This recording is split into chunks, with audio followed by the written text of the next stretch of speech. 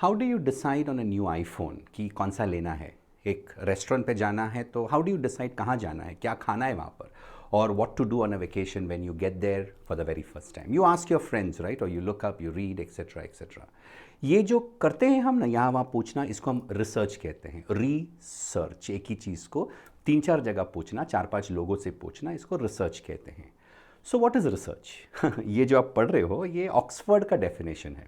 But simply searching for answers to a question in mind through scientific tools and methods in a systematic way is called research. A typical research would involve having in your mind those variables, coming up with a hypothesis, literature review, conducting interviews and surveys and looking at correlations and causations, effects between those variables and drawing conclusions and all of that. Yeah, a research can be an inquiry. It's the hypothesis, it's a curiosity, it's a question.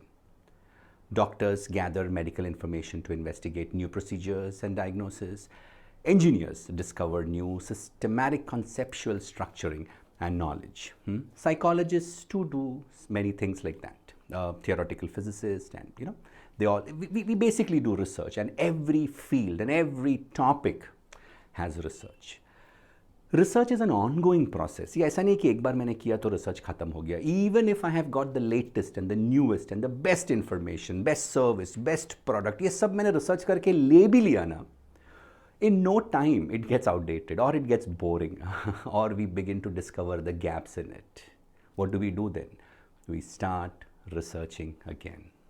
Then we begin to discover something new, or we invent something new, better, smarter, faster. और ये क्रिया चलता रहता है, right? ये क्रिया चलता रहता है because research is inevitable and it's a part of evolution. So how is the research that we do different from a proper structured research that gets published or referred or which gets applied or quoted in talks and books and even in the latest products and advertisements? इसमें फ़र्क क्या है मेरे research में, आपके research में और ये professional researches में?